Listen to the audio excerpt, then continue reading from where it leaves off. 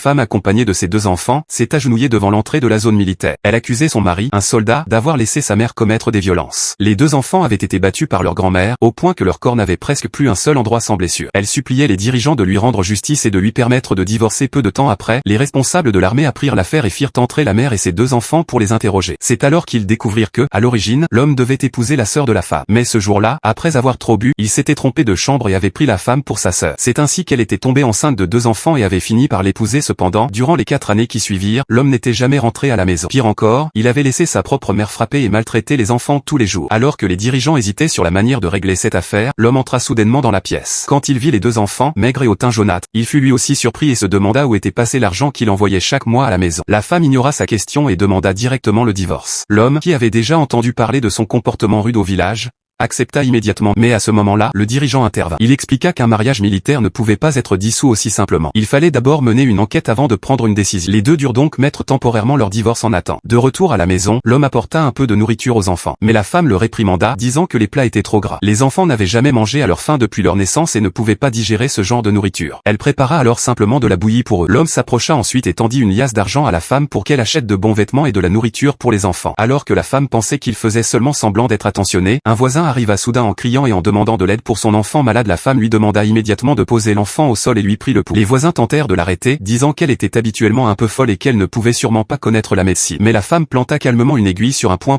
d'acupuncture. À la grande surprise de tous, elle savait réellement pratiquer la médecine. Personne ne savait pourtant qu'elle était en réalité une docteure en médecine venue du 22e siècle, qui avait traversé le temps pour se venger à la place de la femme d'origine et protéger ses 2 enfants. Elle écrivit ensuite une ordonnance pour le voisin, lui disant d'acheter les médicaments indiqués pour guérir l'enfant. Mais au moment où elle se leva pour partir, sa vision devint soudain noire et elle s'évanouit dans les bras de l'homme. Lorsqu'elle se réveilla, elle était déjà à l'hôpital. Elle entendit justement le dirigeant persuader les 2 de se réconcilier. L'homme, hésitant, expliqua qu'il n'avait jamais vraiment voulu divorcer. En entendant ces mots, la femme se mit immédiatement en colère et se redressa brusquement sur le lit.